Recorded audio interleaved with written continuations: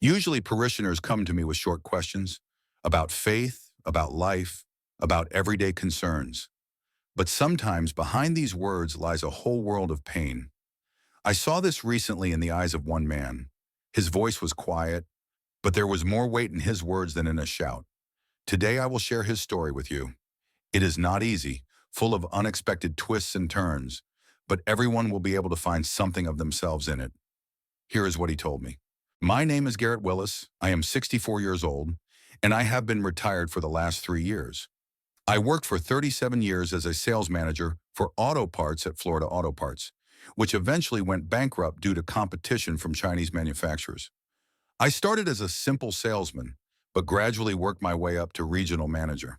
The job was stressful. I constantly had to get orders, persuade customers, and keep track of inventory. But the pay was good, especially in the best years. I live with my wife Constance in a small house in the suburbs of Tampa, which I bought back in 1994 when prices were reasonable. It's a one-story house with 3 bedrooms, 2 bathrooms, and a small yard with a lawn. Nothing fancy, but it's ours. Constance worked as a nurse at the city hospital until she retired 2 years ago. We got married 40 years ago when I was 24 and she was 21. We met at a dance at a local club. She was a beauty back then, slender with chestnut hair and lively green eyes. She's still beautiful, although the years have taken their toll, of course. We have 2 children, our son Dexter, who is 30 and works as a refrigeration repair technician, and our daughter Juliet, who is 26 and works as an administrator at Tampa Insurance Group. Both live separately, which is appropriate at their age. Dexter rents an apartment in the city center, not far from work. He is independent and has never asked for money since he got a job after college. Juliet lives in a small apartment in the north of the city, also rented, but I have to help her from time to time. Sometimes her car breaks down, sometimes she has other unexpected expenses. My pension is small, about $2,000 a month, plus Constance's $1,200, but I have savings. I've always been careful with money and set aside a percentage of each paycheck. Over the years, I've accumulated about $120,000. I keep it in a bank deposit and in conservative funds. This money should be enough for a comfortable retirement, unless, of course, something unexpected happens. That Sunday in March began as usual. I woke up at 6:30, a habit from my working years. Constance got up a little later and immediately set about her household chores. By breakfast, she had already made a plan for the day. Clean the house, go to the store, and cook a family dinner. We started this tradition when the children were young. Every second Sunday of the month, we all get together. As children, Dexter and Juliet weren't very happy about these mandatory gatherings, but now that they are adults and live separately, these dinners have become important for maintaining family ties. In the morning, I went to the hardware store for paint. I decided to touch up the fence in front of the house. The sun is scorching in Florida, and paint fades quickly. While I was choosing the right shade, I ran into my neighbor Bob Harrison. He told me that his son was in trouble again. He had been arrested for drunk driving. Bob looked exhausted. It's hard when your grown children cause problems. When I got home, I found Constance in the kitchen preparing dinner. She decided to make roast chicken with mashed potatoes and green beans, the children's favorite dish. She also baked an apple pie using her mother's recipe. The kitchen was filled with delicious aromas, and I realized that I was really hungry. Dexter will be here at 4, my wife said, stirring the sauce, and Juliet said she might be late. She's also bringing someone with her. Who? She didn't say. She just asked me to set an extra place at the table. Over the past couple of years, my daughter had brought young men to family dinners several times. They were usually nice guys from her circle of friends, colleagues from work, or acquaintances of her friends. But for some reason, Juliet's relationships never lasted long. She's a complicated girl, beautiful, smart, but with a strong personality. Maybe she's too demanding of men, or maybe she's just unlucky. Juliet took after her mother in appearance. The same green eyes and chestnut hair, tall and slender. She always had many admirers at school, but she never had a serious relationship. In college, she dated one guy for almost 2 years, and we thought they would get married, but they broke up. After that, there were various young men, but nothing long-term. Dexter was the first to arrive, as always. My son is the complete opposite of his sister. Where she is emotional and impulsive, he is calm and level-headed. Dexter is never late, always keeps his word, and doesn't like small talk. He works for Commercial Cold Repair, which services restaurants and grocery stores throughout Tampa. He drives around town in a company van, repairing refrigerators, freezers, and ice makers. It's not a prestigious job, but it's stable, and Dexter never complained. "How's work?" I asked while we waited for Juliet. "Fine. Lots of calls lately. I guess the equipment is getting old and breaking down more often." Dexter told me about a difficult repair job at a large restaurant where he had to replace the compressor in an industrial refrigerator. The job took a whole day, but the customer was satisfied. "My son understands technology better than many engineers. He has golden hands and patience." Juliet arrived half an hour late. It was typical of her. My daughter always believed that the world should wait for her. Even as a child, she could make the whole family wait while she got ready for school or to go out. But this time she was especially animated, simply glowing with happiness. Next to her stood a tall guy in his late 20s, wearing an expensive blue shirt and dark trousers. A gold chain glinted around his neck, and a massive watch adorned his wrist. "Meet Bradley Coleman," Juliet announced as soon as she crossed the threshold. Her voice was excited, her cheeks flushed with excitement. "Bradley, this is my parents, Garrett and Constance, and this is my brother Dexter." Bradley shook my hand firmly. His handshake was confident, but not too strong. He looked me straight in the eye, smiled with his white teeth, and immediately began showering me with compliments. "Mr. Willis, you have a truly beautiful home. And what a wonderful aroma is coming from the kitchen." Juliet told me that Mrs. Willis is an excellent cook, but I couldn't have imagined it would be this good. Constance immediately blushed with pleasure. My wife always loved it when people praised her cooking, and Bradley clearly understood this from the very first moment. He approached her, gallantly kissed her hand, and said that he felt like he was in the best restaurant in town. "What a well-mannered young man," Constance whispered to me as we walked to the table. During dinner, I began to ask our guest questions. First, I inquired about his work. For a man, this is always the main question. "I work at Tampa Prime Auto," Bradley said, carefully cutting his chicken. "I sell used cars, but to be honest, it's only temporary. I have much more serious plans for the future."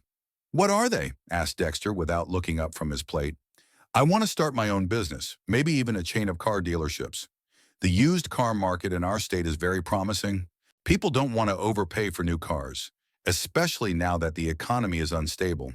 And I know how to find good deals. I know where to look for quality cars at reasonable prices." Bradley spoke with such confidence that he was almost convincing. He talked about trends in the car market, which brands are in demand, which models hold their value better. He really seemed to know his stuff. "Where are you going to get the money to open the dealership?" Dexter continued to ask. "I've been saving for several years. Plus, there are potential investors who are willing to invest in a promising project. A friend of mine has already opened a similar business in Orlando, very successfully. The main thing is to present the idea correctly and show the business plan." Juliet looked at him adoringly, hanging on his every word. It was clear that she was completely charmed by this guy. From time to time, she touched his hand, adjusted his napkin, and served him food. The infatuation was written all over her face. "Tell them about your car," she suddenly nudged Bradley. "Oh yes," he perked up. "I recently bought a 2020 BMW 3 Series. It's used, of course, but in excellent condition. One owner, full service history, only 30,000 miles on it. I had to take out a loan, but now I drive in comfort. In my line of work, image is very important. Clients need to see that you know your way around cars and can afford a quality vehicle." I exchanged glances with Dexter. My son raised his eyebrows slightly, a gesture that, in our family, meant skepticism. A 2020 BMW, even a used one, cost a lot. $35,000 or more. It was strange to hear that a salesman from a foreign parking lot could afford it. "Bradley studied business in college," Juliet added. "He has a degree in sales management." "Yes, I studied theory for 2 years and now I'm putting it into practice," Bradley confirmed. Although, to be honest, real life is very different from textbooks. Everything is simple and logical there, but in practice you have to take a lot of nuances into account. Constance asked about his family. Bradley said that his parents live here in Tampa, in the West Chase area. His father worked as a foreman on a construction site for many years and is now retired. His mother was a housewife all her life and raised the children. He has a younger sister who is studying to be a nurse at a local college. They're simple, hardworking people, he said. Nothing special, but they taught me to value family and hard work. After the main course, Constance served apple pie with vanilla ice cream. Bradley savored every bite, saying he had never eaten anything so delicious. My wife was melting from such compliments. Dad, show Bradley your workshop in the garage, Juliet suggested. He's also good with technology. After dinner, we did go to the garage. I have a small workshop there, a workbench, a set of tools, spare parts left over from my previous job. It's my hobby in retirement.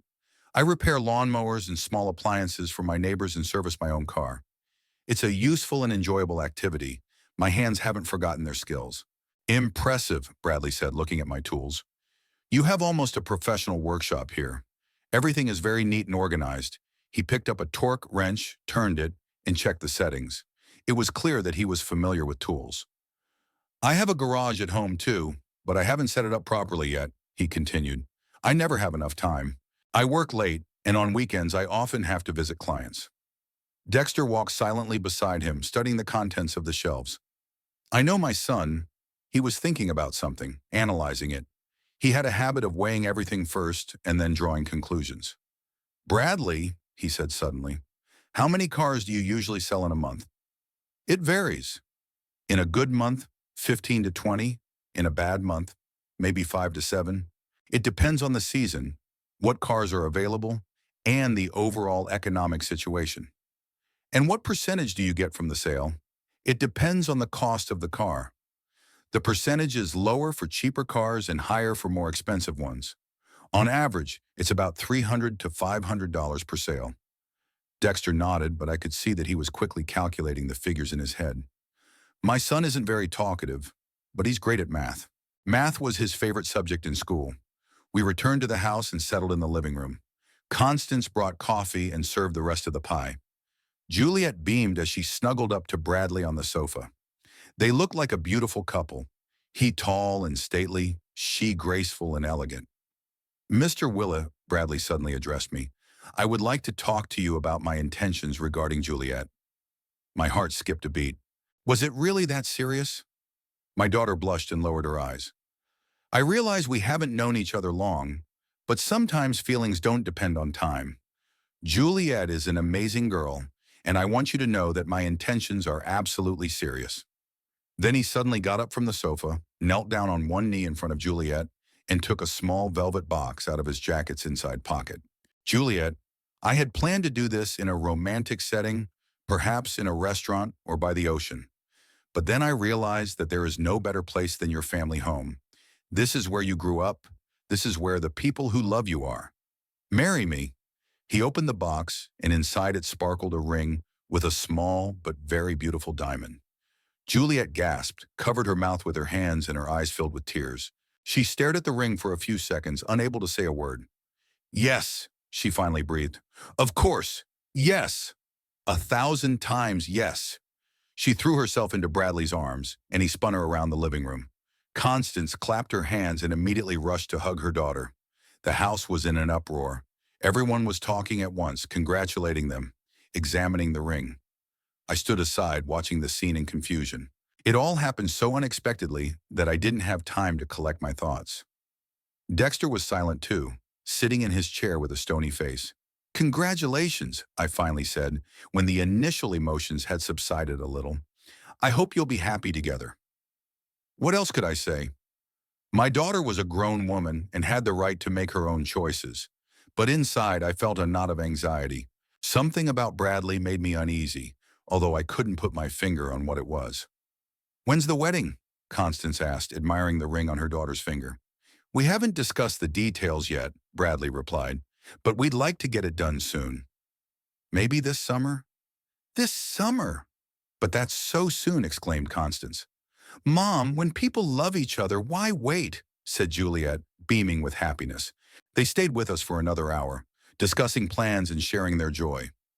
Bradley talked about where they could live after the wedding and what kind of apartment to rent.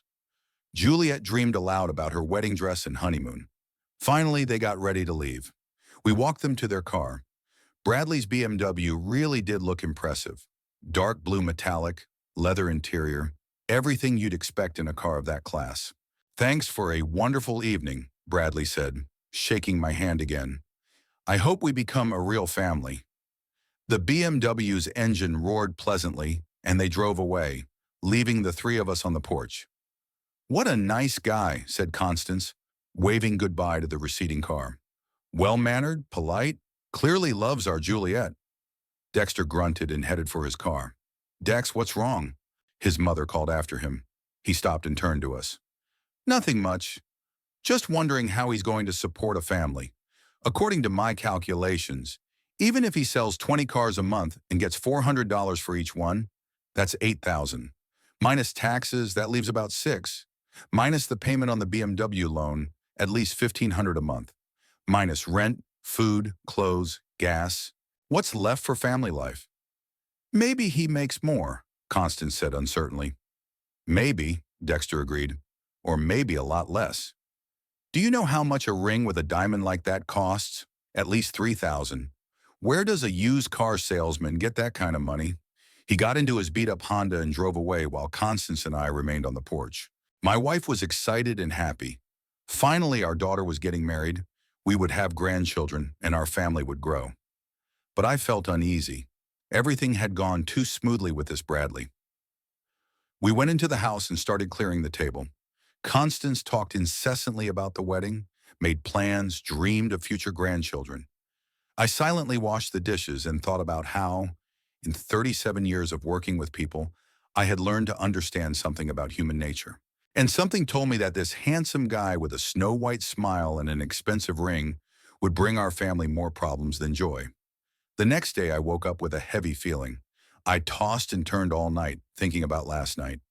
Constance slept peacefully, even smiling in her sleep, probably dreaming of wedding preparations and future grandchildren. And my head was spinning with the numbers Dexter had quoted and the alarming details of Bradley's behavior. After breakfast, I decided to walk to the house of my best friend, Chester McDonald. He lives 3 blocks away from us in a similar one-story house. Chester is 2 years older than me, has been a mailman for 35 years, and knows everyone in the neighborhood. We've been friends for over 20 years, ever since he moved to our area. We go fishing together, play dominoes in the evenings, and discuss the news and life's problems. I found Chester in his garage, repairing an old lawnmower. His hands are still nimble, although his back is not what it used to be. Hi, Garrett, he greeted me without looking up from his work.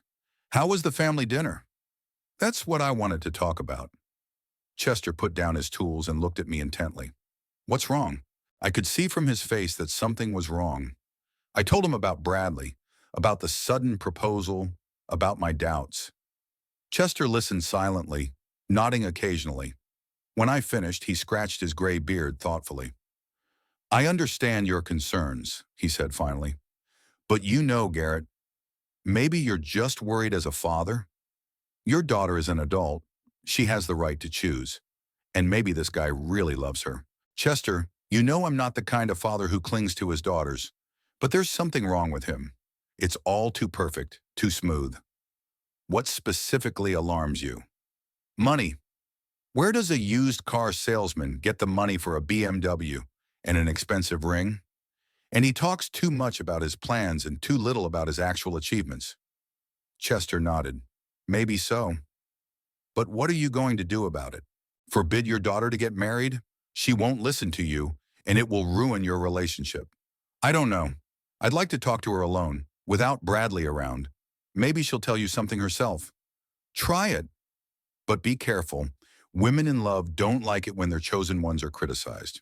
We talked a little more about various things, then I went home. Constance was on the phone with a friend, excitedly discussing yesterday's events. Hearing my footsteps, she covered the receiver with her hand. It's Mary Johnson. Remember her? I'm telling her about Juliet's engagement. I nodded and went to my workshop. I needed something to occupy my hands and my mind. In the afternoon, Juliet called.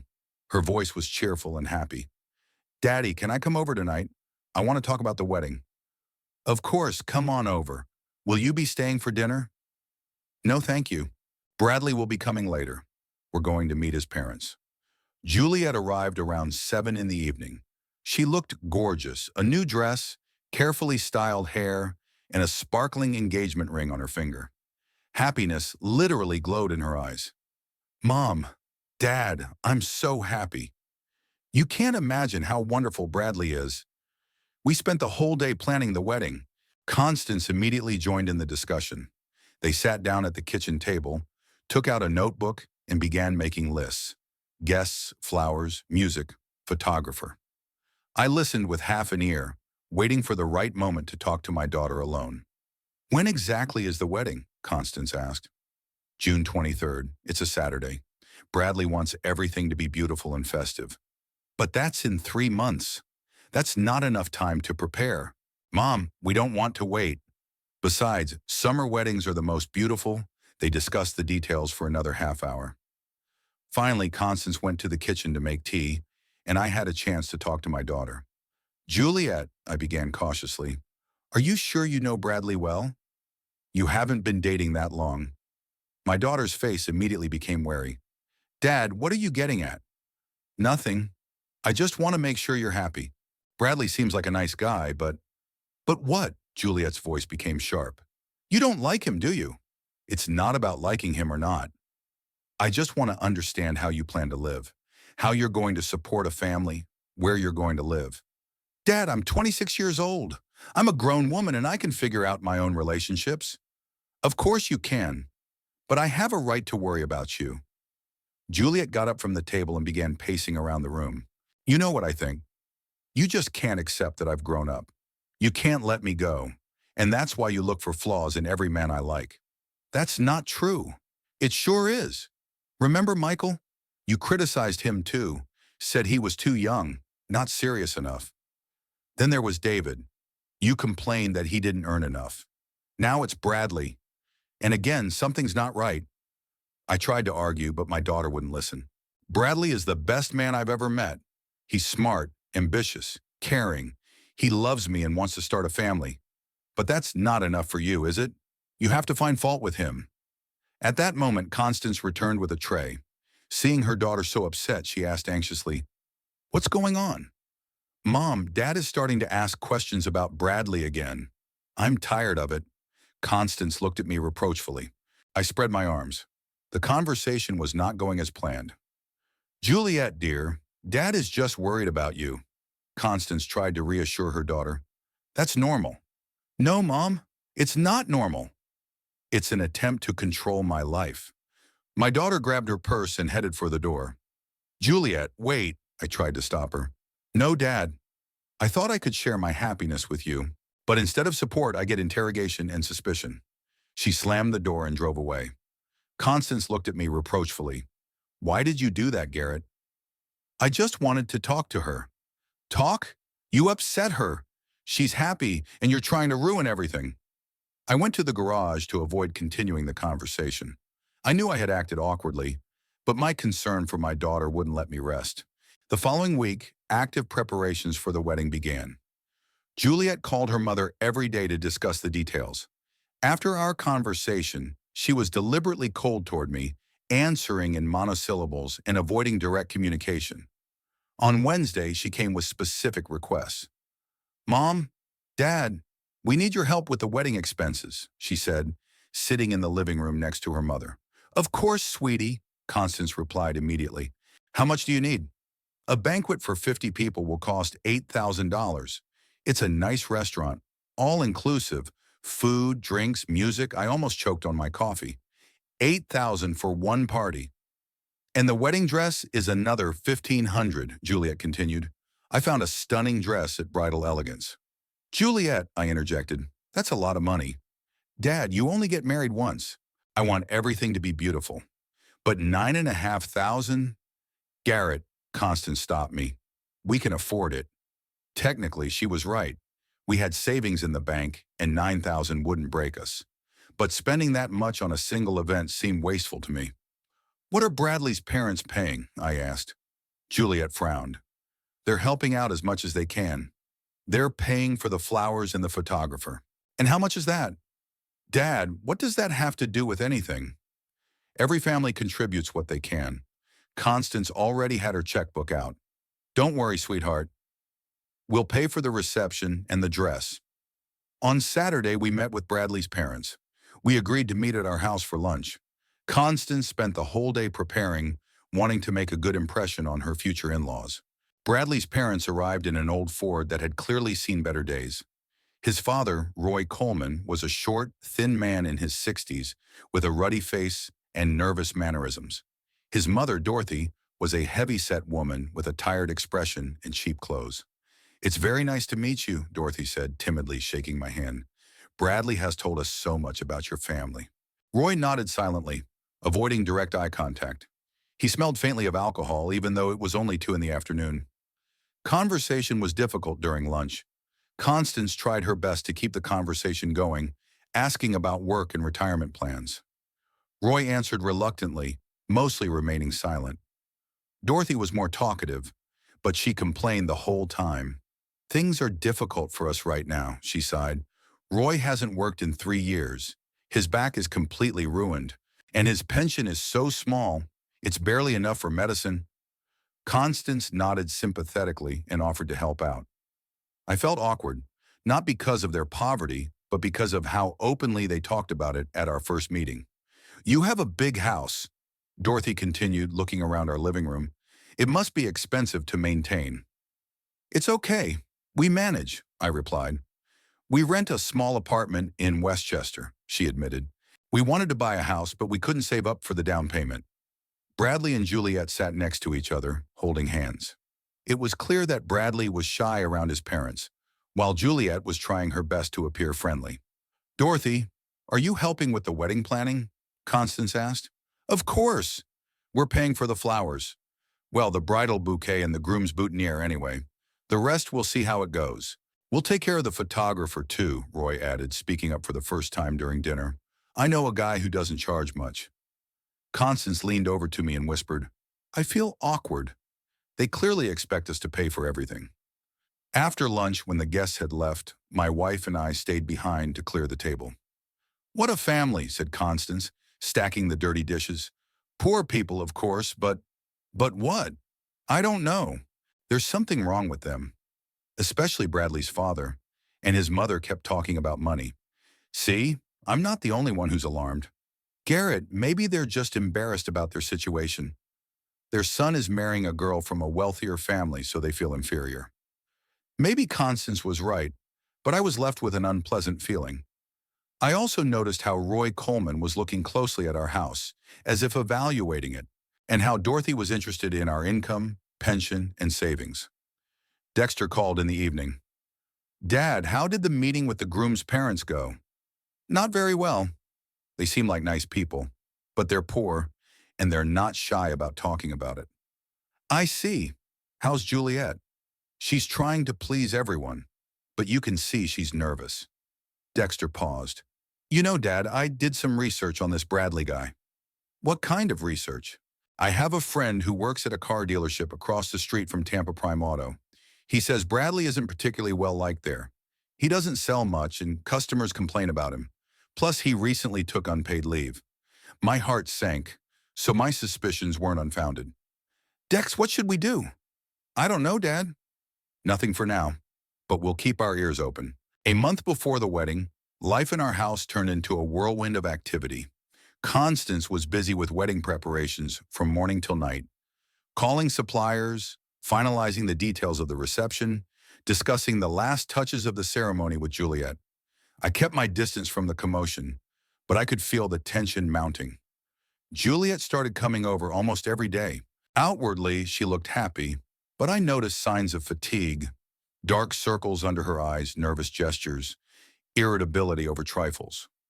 Wedding preparations were clearly not easy for her. Bradley appeared less often.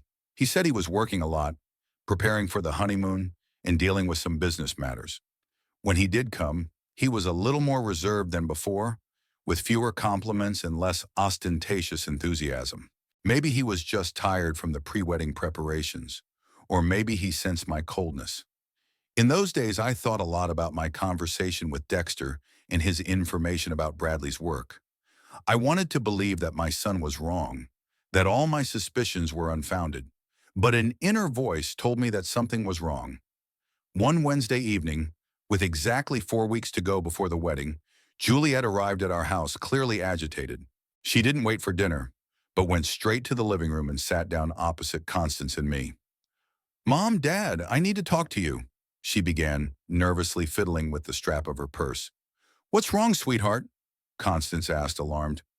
"Nothing bad. We just have some extra expenses for the wedding. I was on alert. We had already spent almost $10,000 on the reception, dress, shoes, jewelry for the bride, my suit, and gifts for the bridesmaids. What other expenses could there be?" "Bradley booked our honeymoon in the Bahamas," Juliet continued, not looking us in the eye. "A week in a five-star hotel, all-inclusive. It will be unforgettable." "Wonderful," said Constance. "The Bahamas is a great place for a honeymoon." "Yes, but there's one problem. The reservation needs to be confirmed and paid for by the end of this week, and we don't have the money yet." I felt myself tense up, so now there would be a request for financial assistance. "How much does this honeymoon cost?" I asked. Juliet hesitated, then said quietly, $8,000. Constance gasped. I leaned back in my chair, unable to believe what I was hearing. $8,000 for a week's vacation? I asked. "Dad, it's a very nice hotel. The Bahamas Reef Resort, 5 stars. It has a spa, restaurants, a private beach, water sports. Everything is included in the price." "Juliet, that's a lot of money," Constance interjected. "Maybe we can find something cheaper."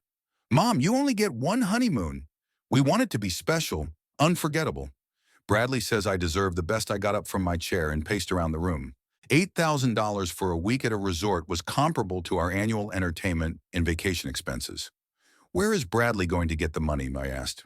"Why can't he pay for his bride's honeymoon?" Juliet's face hardened. "All his money is tied up in his business right now. He's preparing to open his own salon and negotiating with investors. All his funds are frozen." "I see. And that's why he's turning to us again." "Dad, don't say that." "Bradley isn't turning to us. I'm asking you for help." "Juliet, we've already spent almost $10,000 on your wedding," I said, trying to keep my voice calm.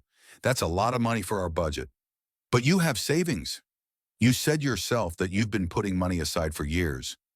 Those savings are for our retirement, for unexpected expenses, not for paying for luxury resorts." Juliet jumped up from the sofa, her eyes glistening with tears. "So you're refusing to help me on the most important day of my life?" "We've already helped a lot. We paid for the wedding, your dress, the reception, and the honeymoon isn't important, is it?" "You don't care about my happiness." Constance tried to intervene. "Honey, calm down. Maybe we can find a compromise. We'll pay half and you can figure out the rest somehow." "No," Juliet said sharply. "Either you help completely or you don't help at all." Bradley had already promised the travel agent that we would confirm the reservation. I felt my irritation rising, not so much because of the money, but because of the way my daughter had phrased it, like an ultimatum. "Juliet, $8,000 is too much," I said firmly. "I refuse to pay it." My daughter's face contorted with anger. "Refuse? So my happiness isn't important to you. You're willing to ruin my honeymoon over some money." "It's not about the money itself. It's about spending wisely." "Wisely?" Juliet almost shouted. "Dad, I'm getting married. This is the most important event in my life. And you think my happiness is an unreasonable expense?" Constance tried to calm her daughter down, but she was already unable to listen. "You know what, Dad? If you're not ready to help me at such an important moment, then you don't have to come to the wedding." Those words hit me like a slap in the face. I stood there looking at my daughter, unable to believe she could say such a thing. "Juliet!" Constance exclaimed. "How can you say that? How can he refuse to help me?" My daughter sobbed. $8,000 is nothing to him compared to my happiness. But he prefers to save money instead of making his daughter happy. I took a deep breath, trying to control my emotions. "Juliet, you're going too far." "No, you're going too far." "From the very beginning, you were against Bradley, looking for flaws in him. And now you're trying to ruin our wedding." "I'm not trying to ruin anything. I just think that $8,000 for a week's vacation is wasteful." "A waste!" Juliet repeated bitterly. So I don't deserve a nice honeymoon? So your daughter has to settle for cheap resorts? At that moment, Dexter entered the house. Hearing the shouting, he quickly made his way to the living room. What's going on here? He asked, looking at the upset faces. Your father refuses to pay for our honeymoon. Juliet sobbed as she rushed to her brother. $8,000 is more important to him than my happiness. Dexter hugged his sister and looked at me questioningly. I briefly explained the situation. Juliet, calm down, Dexter said. 8,000 is a lot of money. You're against me too, she sobbed. I'm not against you. But maybe we can find a compromise. Look at other honeymoon options? No, Bradley has already booked everything. He promised me the best vacation ever. Dexter scratched his chin thoughtfully. Listen, what if I borrow the money and give it to you? Then you can pay me back little by little. Juliet's eyes lit up with hope for a moment, but then she shook her head. No, Dex. If Dad doesn't want to help his daughter, then so be it. I'm not going to humiliate myself and ask my brother for money. Juliet, don't be silly. Dexter tried to reason with her. Dad already spent a lot of money on your wedding, but not on the most important thing. Not on what will make me truly happy. She turned to me, her eyes burning with determination. Dad, I'm asking you one last time. Will you give me money for my honeymoon or not? I looked at my daughter, at her tear-stained face, at her stubborn chin.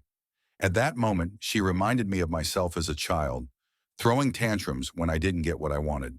No, Juliet, I won't. She wiped her tears with her sleeve and straightened up. Then don't come to my wedding. I don't want to see you there. Juliet, don't. Constance tried to stop her. I have to, Mom. If Dad isn't ready to support me on the most important day of my life, then let him miss it. She grabbed her purse and headed for the door. Dexter tried to stop her, but she pushed him away. Juliet, think about what you're saying, her brother shouted after her.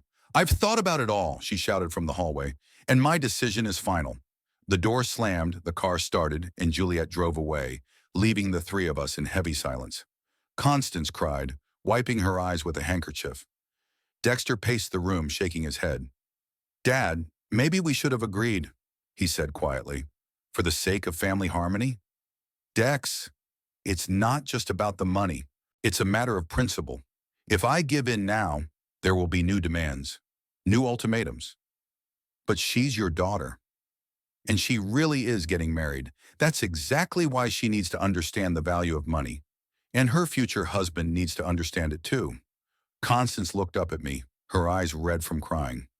Garrett, she's banned you from the wedding. Her own daughter's wedding. I heard. What are you going to do? I got up and headed for the living room door. I'm going to the garage. I need to finish repairing the old Ford. The garage was quiet and peaceful. I turned on the radio, got out my tools, and immersed myself in my work. I needed to replace the oil filter and adjust the carburetor. Physical work always helped me think. An hour later, Constance came into the garage. Her face was tired but calm. Garrett, we need to talk.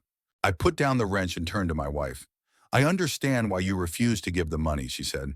$8,000 a week is a lot, but our daughter has forbidden you from coming to the wedding. That's serious. I know. Maybe we should find a compromise? Give her some of the money? Constance, it's not about the money. It's about them taking advantage of us. First the reception, then the dress, now the honeymoon. What's next? A down payment on a house? Paying for a car for the son-in-law? Constance sighed. Maybe you're right. But what am I supposed to do? Not go to my own daughter's wedding? You'll go. I won't. Garrett! If Juliet thinks she can give me ultimatums, she needs to know that ultimatums have consequences. My wife looked at me with pain in her eyes. Are you seriously not going to your daughter's wedding? I picked up the wrench and bent over the engine again. Seriously, if she doesn't want to see me there, she won't. Constance stood there for a moment, then quietly left the garage. I was left alone with my 1970s Ford and my heavy thoughts. Inside, everything ached from the quarrel with my daughter, but I had no intention of backing down. Too many years of working with people had taught me that concessions in such situations only encourage new demands. There was a month left before the wedding, and I already knew that I would spend that day not in a restaurant, but somewhere far from home. Maybe I'll go fishing with Chester. There on the shore of the lake, with the sound of water and the cries of seagulls, it will be easier to get through this difficult day. June 23rd was hot and sunny. I woke up at 5:30 in the morning, even though the alarm was set for 7. I didn't want to sleep. Thoughts were spinning in my head that today my daughter was getting married, and I would not be present at her wedding. Over the past month, Juliet had not called or come to our house once. All communication was through Constance. My wife tried several times to persuade me to change my mind, but I was adamant. My daughter gave me an ultimatum, and now she has to live with the consequences. Constance got up even earlier than I did. Hearing her walking around the house, I went down to the kitchen. My wife was standing at the stove making breakfast, but it was clear that her mind was elsewhere. "Good morning," I said, sitting down at the table. "Good morning," she replied without turning around. "The coffee's ready." We ate breakfast in silence. Constance was wearing a robe, but her hair was already neatly styled. She must have gotten up very early to prepare for the wedding. "What time does the ceremony start?" I asked. "At 4 in the afternoon. Then we'll go straight to the reception at the restaurant." "I see." Constance put down her fork and looked at me. "Garrett, you can still change your mind. Juliet is your daughter, and today is the most important day of her life. Constance, we've discussed this 100 times already. If my daughter doesn't want to see me at her wedding, then I won't impose myself on her." She was upset. She said in the heat of the moment, "A month has passed." During that time, she could have called, apologized, tried to find a compromise. But she didn't. My wife sighed and began to clear the table. I understood how hard it was for her, but I couldn't change anything. Last night, I made plans with Chester to go fishing. My old friend agreed to keep me company without asking any questions. He understood that I needed something to occupy myself with that day, to distract me from my heavy thoughts. At 8:30, I loaded my fishing gear into my pickup truck and drove to Chester's. He was already waiting for me on the porch with a thermos of coffee and a bag of sandwiches. "Ready for a big catch?" he asked as he got into the car. "Ready for a long day in the fresh air," I replied. We drove to Lake Tarpon, 40 miles from the city. It's a quiet place full of fish, and tourists rarely go there. It's perfect for spending a day in contemplation. We drove in silence for the first half hour, listening to the radio. Then Chester turned off the music and said, "You know, Garrett, I thought about your situation all night. And what conclusion did you come to? That you did the right thing." I looked at my friend in surprise. A month ago, he advised me to trust my daughter. "Have you changed your mind?" "Yes, I've thought about it a lot since then, and I realize that it's not just about the money for the honeymoon. It's about how your daughter talks to you, what demands she makes." "Go on." "You know, I have a granddaughter. She's 24. Well, she has never once allowed herself to talk to her grandfather in that tone, and she certainly never forbade him from coming to important family events." Chester paused, looking out the window at the fields passing by. "I also talked to my wife. She worked with your Constance at the hospital and knows your family. She says that Juliet has always been spoiled and is used to getting everything she wants. Maybe Constance and I really did spoil her too much." "No, definitely. And now she thinks her parents are obliged to fulfill her every wish, even the most expensive ones." We arrived at the lake around 11. The place was deserted, just us and a few fishermen on the opposite shore. Chester helped me unload the tackle, and we found a comfortable spot under a large oak tree. The lake was calm, like a mirror. A light breeze rustled the leaves, and seagulls cried somewhere in the distance. It was the perfect place to forget about problems and just enjoy nature. We cast our lines and settled into our folding chairs. Chester took out a thermos and poured coffee into mugs. "You know what alarms me most about this story?" he said, sipping his coffee. "What?" "The groom's behavior. A normal man wouldn't let his fiancée quarrel with her parents over money. He would either earn the money for the honeymoon himself or choose something more affordable. I thought about that too. And this Bradley calmly watches as his future wife begs her father for money. He even encourages her to do so." Chester was right. In the entire month since our quarrel, Bradley had not once tried to contact me, offer a compromise, or apologize for the situation. He simply removed himself from the situation, leaving everything to Juliet. We fished for about 2 hours in pleasant silence. The bite was good. We caught several perch and a pike. But the main thing was not the fish, but the fact that I could think calmly without being distracted by domestic problems. Around 2 o'clock in the afternoon, I looked at my watch. There were 2 hours left before the wedding. Somewhere, Constance was getting ready, putting on her best dress. Juliet was preparing to become a bride, and I was sitting on the shore of the lake with a fishing rod in my hands. "Do you regret it?" Chester asked, noticing my glance at my watch. "I don't know. On the one hand, it hurts to miss my daughter's wedding. On the other hand, I couldn't have done anything else. Garrett, mark my words. In a few months, you'll realize you did the right thing." At 4 o'clock, when the ceremony was supposed to begin at the church, I cast my line into the deepest part of the lake. I imagined Juliet walking down the aisle in her white dress, Bradley waiting for her in the suit we had paid for. I imagined Constance sitting alone in the front row, explaining to her friends why I wasn't there. "Is it hard?" Chester asked quietly. "It's hard, but it's the right thing to do." We stayed at the lake until 6:30. The sun was setting, and it was getting cooler. Chester suggested we go home. The banquet must have been in full swing by then. On the way back, we stopped at a roadside cafe and had fried fish and potatoes for dinner. Chester told stories from his youth, and I listened half-heartedly. My thoughts were still at home, at the wedding I had missed. We arrived home at 9 o'clock. Constance's car wasn't there. She was still at the banquet. I thanked Chester for his company. He shook my hand and said, "Hang in there, Garrett. Everything will work out." The house greeted me with silence. I went into the living room and turned on the TV, but I didn't feel like watching anything. I picked up a book, but couldn't concentrate on reading. My thoughts kept returning to the wedding. Constance arrived around 10:30. I heard the sound of her car on the driveway and met my wife at the door. She looked tired and upset. Her beautiful blue dress was wrinkled, her hair was messy, and her eyes were red. "How did it go?" I asked, helping her take off her shoes. "It was hard," she replied briefly. We went into the kitchen. Constance sat down at the table, and I made her some tea. "Tell me about it," I asked. My wife sighed and began to tell me. The ceremony went well. Juliet was beautiful, but very tense. She kept looking around, searching for you with her eyes. When she realized that you really weren't coming, she almost cried. My heart ached, but I said nothing. Bradley was confident, smiling at the guests. After the ceremony, everyone went to a restaurant for a banquet. "How was it?" "Strange. Very strange." Bradley kept bragging about the gifts the newlyweds had received.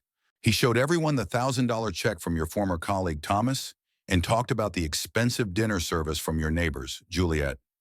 He acted as if it were all his doing. Constance took a sip of tea and continued. Juliet sat silently next to him, nodding when spoken to, but it was clear that she was not herself. I saw her wipe away tears several times. Maybe she was just nervous. "No, Garrett. Those weren't tears of joy. She was upset about your absence, and she was angry at herself for what she had done to you." My wife fell silent and stared into her teacup.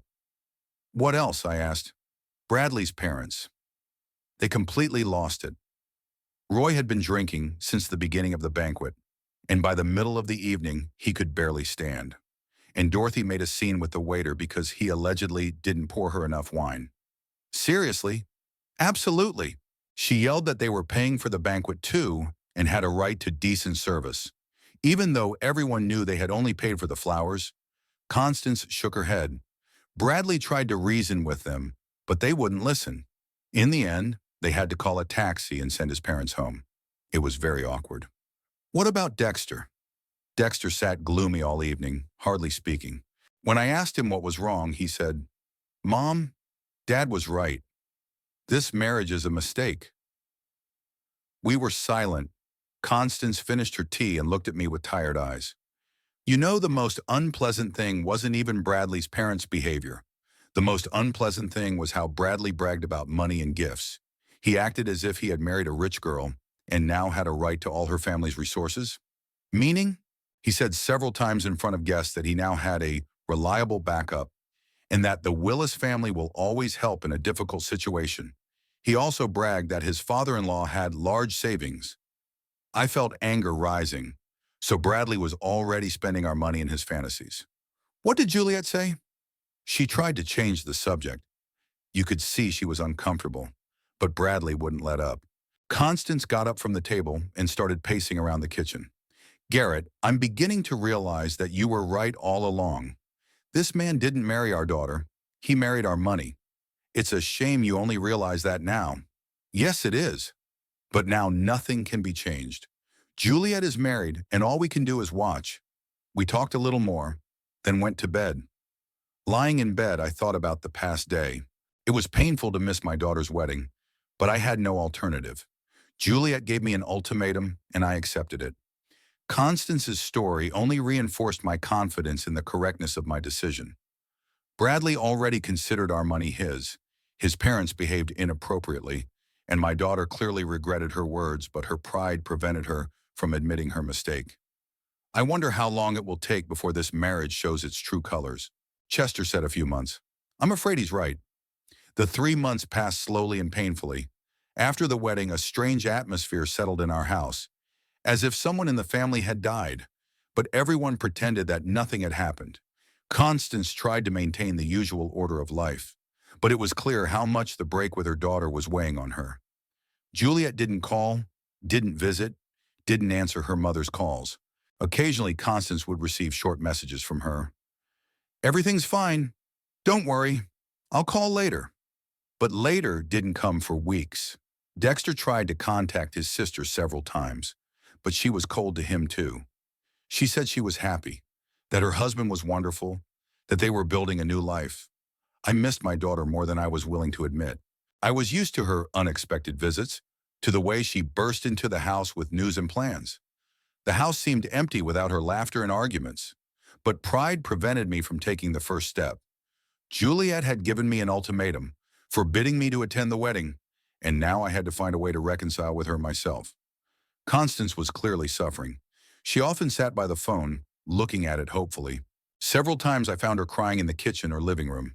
When I tried to comfort her, she replied that everything was fine. She was just tired. Maybe you should call her, my wife would ask from time to time. No, Constance. She's a grown woman. She has to decide for herself if she needs her parents. But inside, I was burning with desire to hear my daughter's voice, to find out how she was doing, if everything was okay with her. Dexter came to visit us every weekend, as usual, but we hardly ever talked about Juliet. My son saw how hard it was for his mother and didn't want to make things worse. Once he mentioned that he had tried to meet his sister at her work, but the secretary said that Juliet didn't want to see anyone. She's avoiding all of us, Dexter said. She's even stopped seeing her friends. She's living in a cocoon that alarmed me. Juliet had always been sociable, loved company, and enjoyed meeting friends. If she had shut herself off from everyone, something was wrong.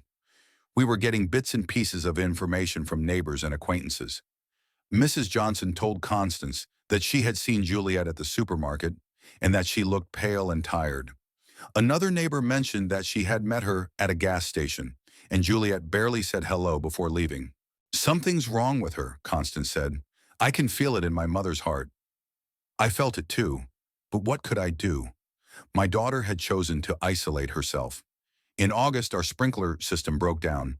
We had to call a repairman. It turned out that the guy who came to fix it worked for the same insurance company as Juliet, but in a different department. Mrs. Coleman? He asked when Constance mentioned her daughter's name. Yes, of course, I know her. She works in the auto insurance department. She's a good girl, but she's been a bit sad lately.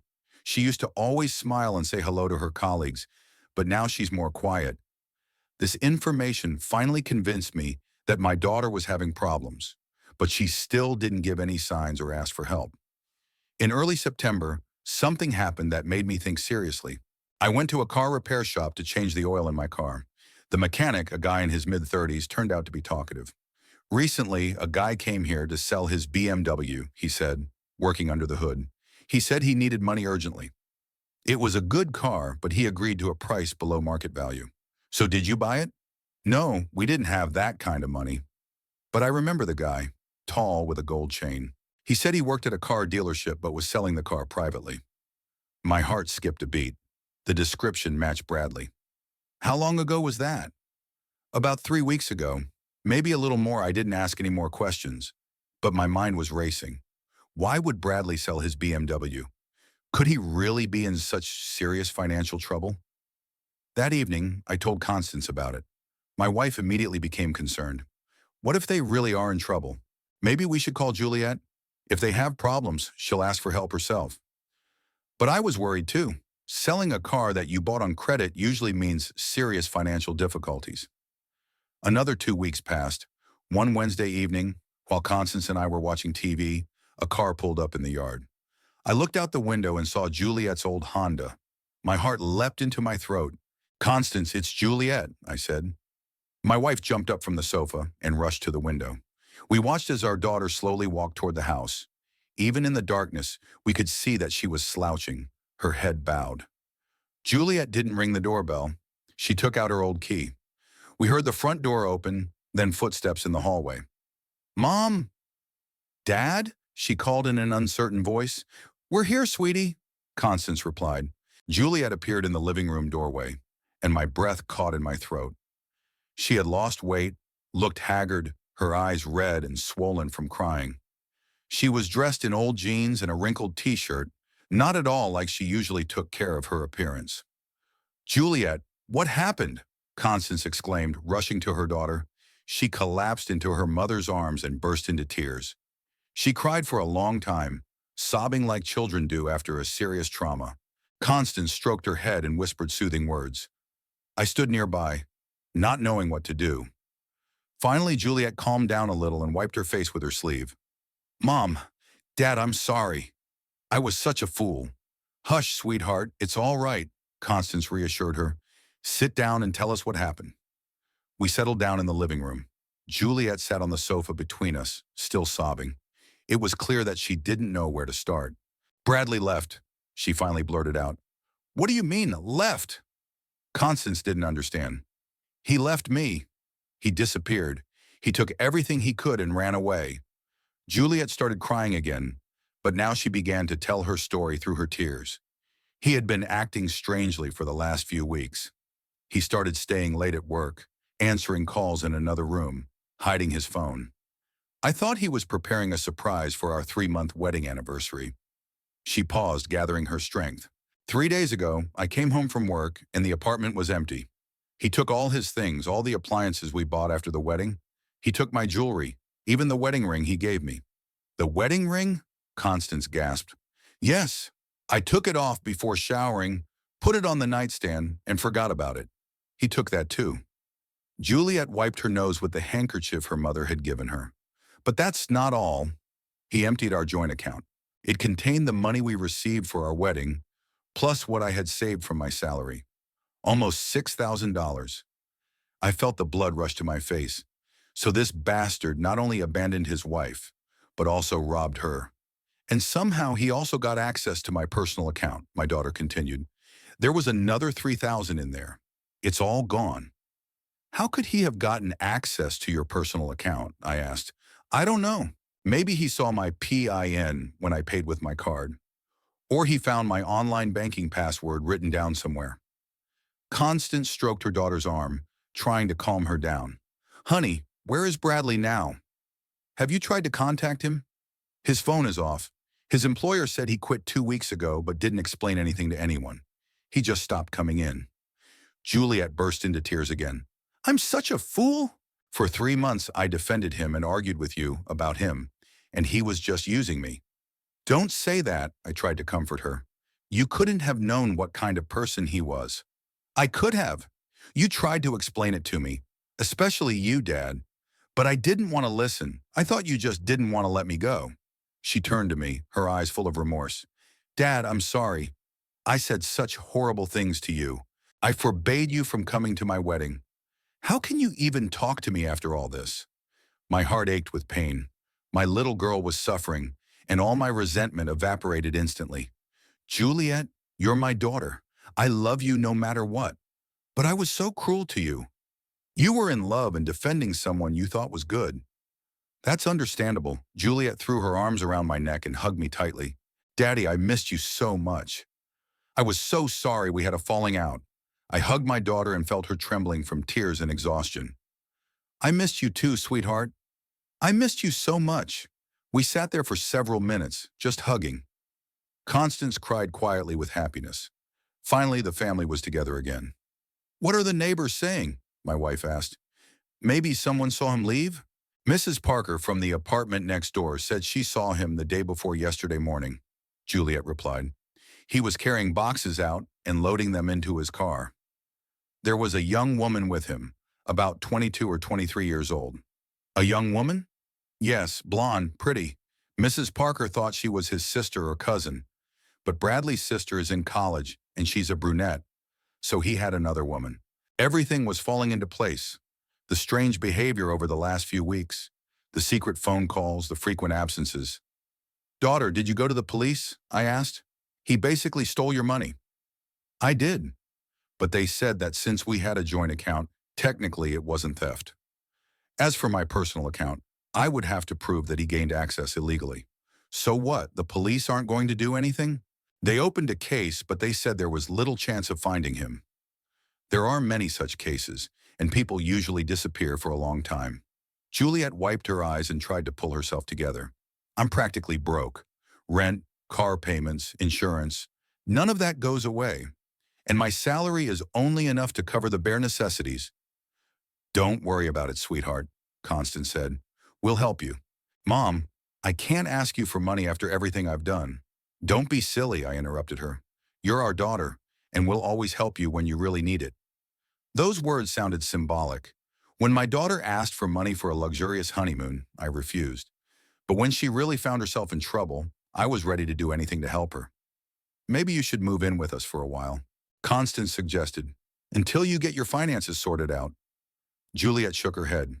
"No, Mom. I'm an adult. I have to manage on my own.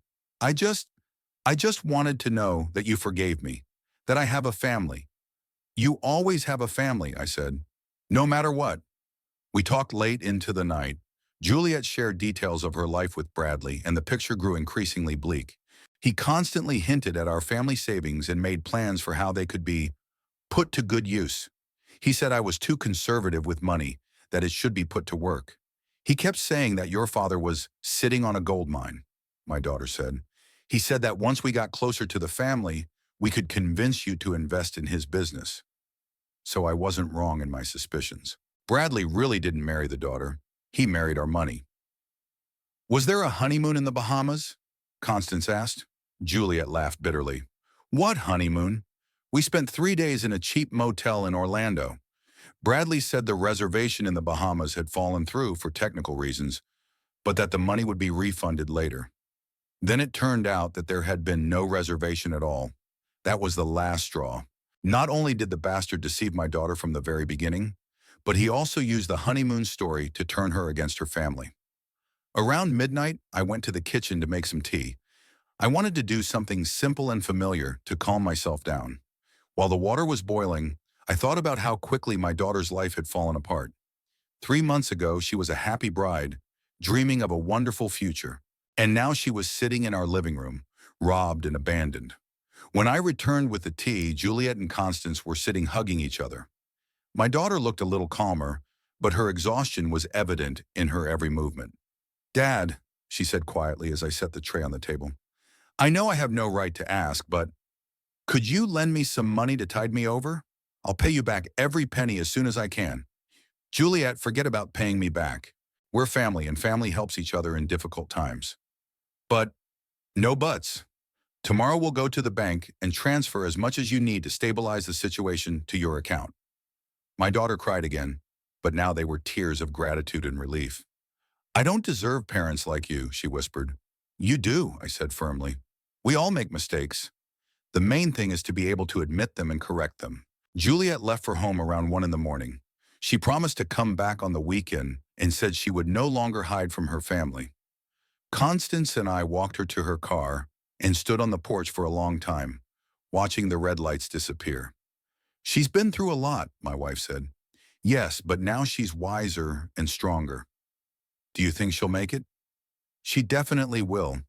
She has character and a family that will support her." We went back into the house and started clearing away the cups and napkins. The usual household chores seemed soothing after such an emotional evening. "Garrett," Constance said, loading the dishes into the sink, You were right all along. I should have listened to you. It's not about who was right. It's about our daughter coming back to us. But if we had given her money for her honeymoon, if you had gone to the wedding, nothing would have changed. Bradley would have robbed her and run away anyway. Our daughter would have lost another 8,000 of our money. Constance nodded, drying her hands with a towel. You know what struck me most about her story? What? How she realized her mistake. Many people can't admit they were wrong their whole lives, but she came and apologized. She has good parents, I smiled, and a good father who didn't let her do anything stupid with the money. We went to bed late, but I couldn't fall asleep for a long time. The events of the evening, my daughter's words, her tears and remorse, kept running through my head. It was painful to see her suffering, but at the same time, I felt relieved. Finally, the family was together again. At last, my daughter understood that her parents only wanted what was best for her. In the morning, I woke up with a clear understanding of what needed to be done. Juliet would need not only financial help, but also moral support. She was facing divorce, dealing with banks, and looking for a new place to live. All this time, we had to be there for her, to show her that she was not alone. I also thought about how Chester was right. He said that in a few months I would realize that I had done the right thing. Exactly 3 months have passed, and I really do understand. If I had given in then, given her money for her honeymoon, gone to the wedding, it would have been much harder for Juliet to admit her mistake now. She would have felt obligated to defend her husband, who ultimately abandoned her anyway. But this way, she realized that her parents love her not for something, but just because, and that sometimes refusing to help is also a way to help. When the story ended, I shared 3 thoughts. First, it is important to acknowledge your pain, not hide it. Second, respect begins with ourselves. Third, sometimes life gives you a second chance, but it is up to each of us to decide whether to take it or not. What about you? What would you do? Write your opinion and tell us where you are listening from.